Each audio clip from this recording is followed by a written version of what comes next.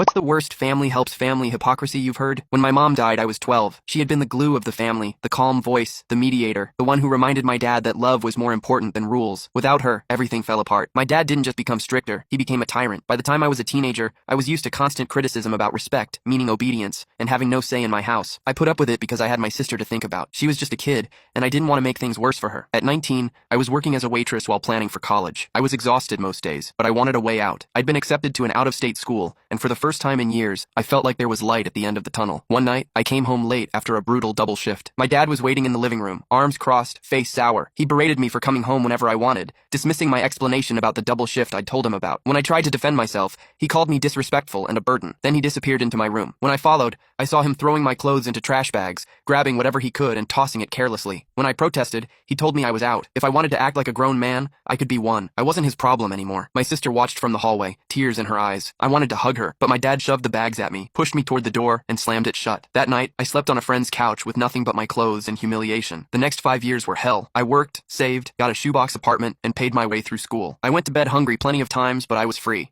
And eventually, I made it. I graduated. I got a stable job. I built myself a life. I kept contact with my dad to a minimum, mostly holidays with stiff greetings and predictable jabs about wasting money on my degree or thinking I was better than them. He never apologized for kicking me out, not once. Then 2 weeks ago, he called.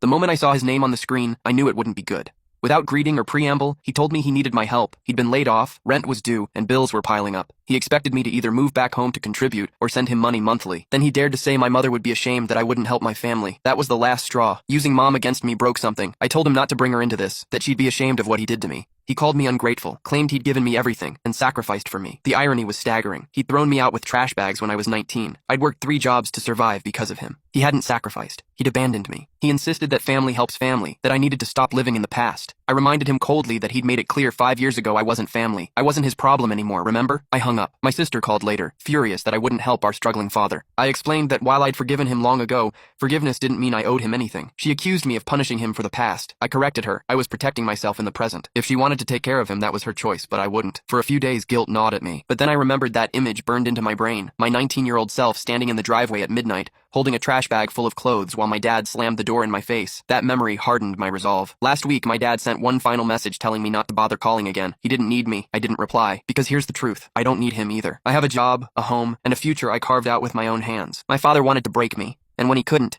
he cast me aside. Now he's facing the consequences of the life he built, and it's not my responsibility to save him. He once told me I was not his problem. Now finally, I believe him.